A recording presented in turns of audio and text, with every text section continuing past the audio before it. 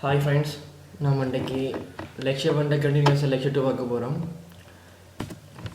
இன்றைக்கி லெக்சர் 2 பார்க்க போகிறோம். இன்றைக்கி லெக்சர் 2ல் என்ன விஷயம் பார்க்க போகிறோம்னா, நம்ம அதில் கண்டினியூஸாக பார்க்க போகிறோம்.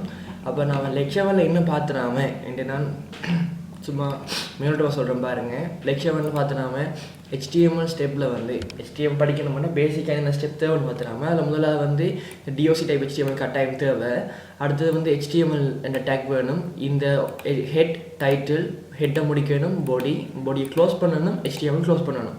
இது எவ்வளோ வந்து மோஸ்ட் இம்பார்ட்டன்ட் ஸ்டெப்ஸ். இதில் ஒன்று பிழைச்சாலும் அதில் ஒன்று ஆர்டர் மாறினாலும் அவுட்புட் வராது. ஓகே தானே? ரைட். அதுக்கப்புறம் நம்ம டேக்ஸ் என்னென்னு பார்த்தோம். நம்ம டேக்ஸ் என்னென்ன டைப் பண்ணோடனே பாருங்கள், இது வந்து ரெட் ஆகிட்டு நாம் எடிட் பண்ணியிருக்கோம். பட் இன்னும் நம்ம சேவ் பண்ணலை. ஸோ கண்ட்ரோல் எஸ் வந்து சேவ் பண்ணணும். இப்போ சேவ் பண்ணிட்டேன். ஓகே தானே? ரைட். இப்போ இதில் எய்ம் டு அச்சீவ் என்று போட்டதால் கொஞ்சம் வெயிட் பண்ணுங்க.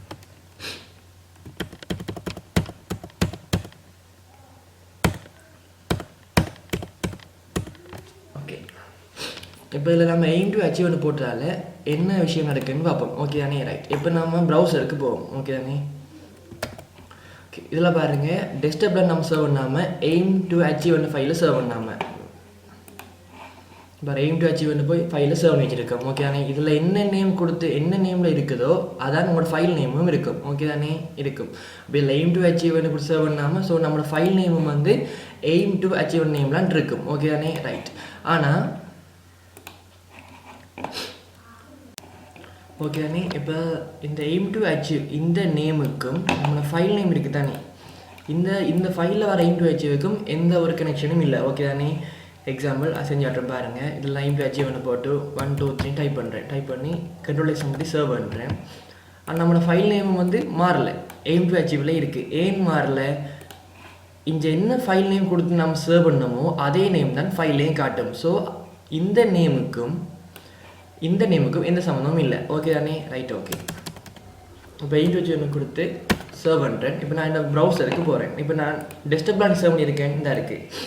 இதில் பாருங்கள், இப்போ இது ஓப்பன் வித்தில் வந்து நீங்கள் ப்ரௌசர் ஏதாச்சும் கொடுக்கலாம். இப்போ கூகுள் க்ரோம் அல்லது என்ன ஏதாச்சும் ஒரு ப்ரௌசர் கொடுக்கலாம். நான் க்ரோமை கொடுக்குறேன். ஆனால் இதில் பாருங்கள் என்ன பிரச்சனைண்டா, இப்போ நம்மளோட ஃபோல்டர் வந்து இந்த லொகோவில் இருக்குமெண்டா இதை நீங்கள் ரைட் கிளிக் பண்ணி ரீநேம் பண்ணணும். .html சேவ் பண்ணுங்க. எக்ஸ்டென்ஷன் நேமை கொடுங்க. .html சேவ் பண்ணிட்டு ஓகே தானே? ரைட். நெக்ஸ்ட் நம்ம பார்க்க போகிற விஷயம் வந்து இப்போ எய்ம் டு அச்சீவ் லெக்சர் 2 போட்டிருக்கேன். ஓகே தானே? போட்டுட்டு நான் கண்ட்ரோல் எக்ஸ் கொடுத்து சேவ் பண்ணிவிட்டு நான் ப்ரௌசருக்கு போகிறேன். ஓகே தானே? இந்த இருக்குது, இந்த ப்ரௌசர் இந்த இருக்குது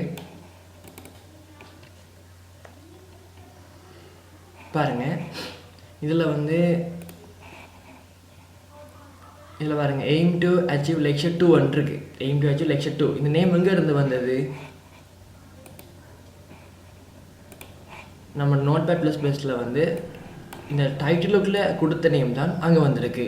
ஸோ அடுத்த இன்னொரு விஷயம் சொல்லித்தரேன். இந்த HTML CFக்குள்ள ஈஸியாக இப்போ நம்ம இதை மினிமைஸ் பண்ணி தானே நம்ம க்ரோமுக்கு போகணும். அப்படி இல்லாமல் ஈஸியாக ஒரு வழி சொல்லித்தரேன். விண்டோஸ் கீயோட நீங்கள் ஏதாச்சும் ஒரு அரோ கீ லெஃப்ட்டோ ரைட்டோ, நான் லெஃப்ட் அமுத்துறேன். விண்டோஸ் கீயோட லெஃப்ட் அரோ கீ அமுத்துனா அப்படி வரும். இனி எங்கால அடுத்து நமக்கு க்ரோமில் ஒரு கிளிக் பண்ணிவிட்டு விண்டோஸ் கீயோட ரைட்டில் ஒரு அரவாக கொடுக்குறேன். ஓகே தானே? இப்போ பாருங்கள், ரெண்டும் ஒரே மாதிரி வந்துட்டு. இப்போ நான் ஓகே தானே? ரைட். அதில் நம்ம க்ரோம் என்ன செய்யலாம், க்ரோமை நம்ம இன்னும் கொஞ்சம் சின்னனாக்கினோம்னா அவ்வளோ இருக்கும். இதை கொஞ்சம் பெருசாக்கி இப்படி வச்சோம்னா ஓகே. அப்போ விண்டோஸ் கீயோட ஒன்று நாங்கள் இதை செய்ய போகிறீங்கன்னா விண்டோஸ் கீயோட ஒன்று லெஃப்ட் ரைட் அரோ கீ அமர்த்துங்க. எக்ஸாம்பிளுக்கு நீங்கள் விண்டோஸ் கீயோட ரைட் அரோ கீ அமர்த்துனீங்கன்னா இஞ்சாவில் வந்து விண்டோஸ் கீயோட லெஃப்ட் அமர்த்துங்க. அதாவது இங்கே வந்து லெஃப்ட் அமர்த்துனீங்கன்னா இஞ்சால் ரைட் அமர்த்துங்க. நான் என்ன சொல்கிறேன்னா இஞ்சால் விண்டோஸ் கீயோட எக்ஸாம்பிளுக்கு சரி செஞ்சாரேன்னு பாருங்கள். நோட்பேட் ++ எடுக்கிறேன். ப்ளஸ் எடுக்கிறேன். இப்படி தான் நம்ம நார்மல் எந்த ஒரு டெஸ்க்டாப்பும் இப்படி தான் இருக்கும். ஸோ இதை நான் என்ன செய்யணும், விண்டோஸ் கீயோட லெஃப்ட் அரோ கீயை அமர்த்துறேன். அமர்த்தினா அப்படி வரும். அடுத்து நான் ப்ரௌசர் தான் எனக்கு தேவை. ப்ரௌசர் ஓப்பன் பண்ணுறேன். உங்களுக்கு இப்படி ஃபுல் ஸ்க்ரீனில் வரும். இதை நான் விண்டோஸ் கீயோட ரைட் அமர்த்துறேன். ஏன் ரைட் அமர்த்தினா பாருங்கள், சரி ஹாஃபாக நமக்கு டிவைட் பண்ணி ஸ்க்ரீனில் வரும். ஸோ நம்ம இதில் செய்ய சேம் டைம் இதில் நம்ம ரீஃப்ரெஷ் பண்ணி பார்த்துக்கொள்ளலாம். ஓகே தானே? அப்போ இதில் நீங்கள் விண்டோஸ் கீயோட நீங்கள் ஒரு வேளை லெஃப்ட் அமர்த்துனா இங்கே விண்டோஸ் கீயோட ரைட் அமர்த்தணும். ஓகே தானே? ரைட். ஓகே, இப்போ பார்ப்போம்.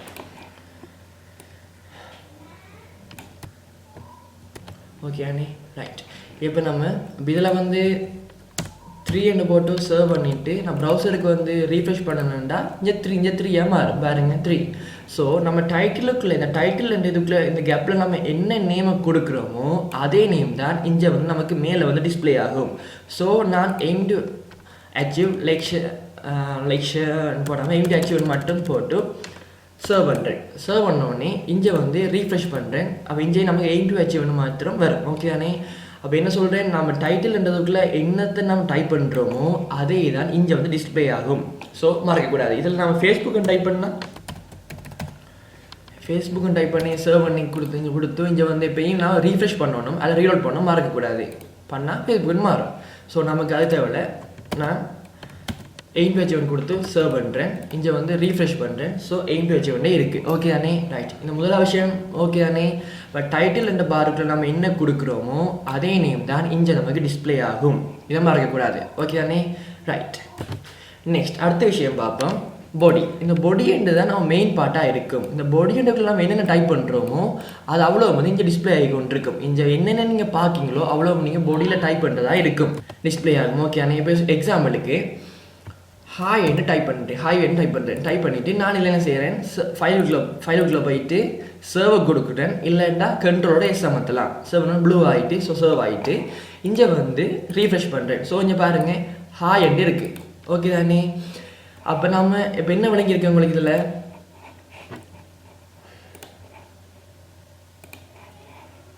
பாருங்கள் நிறைய ஹாய் என்று விளங்கியிருக்கு. ஓகே, ஹாய் என்று இருக்குது. ஓகே தானே? ரைட்.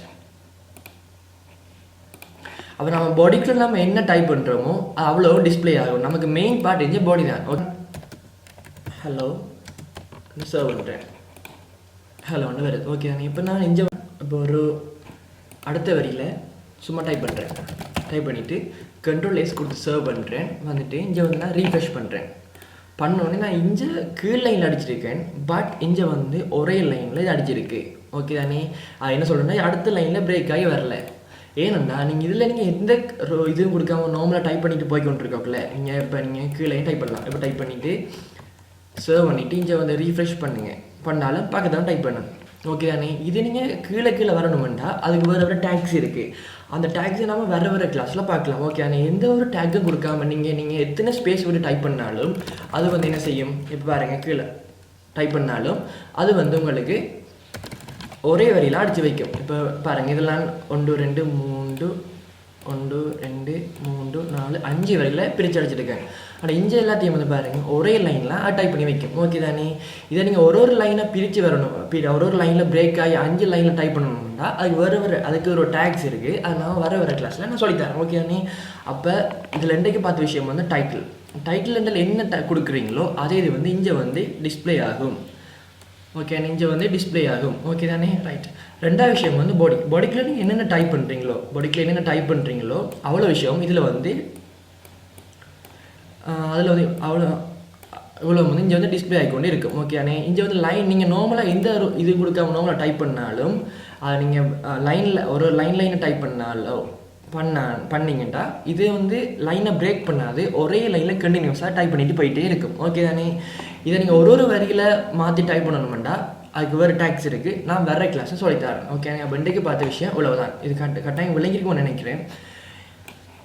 ஓகேண்ணே, இதில் பேலன்ஸ் நாங்கள் லெக்சர் 3 பார்க்கலாம். தேங்க்ஸ் ஃபார் வாட்சிங்.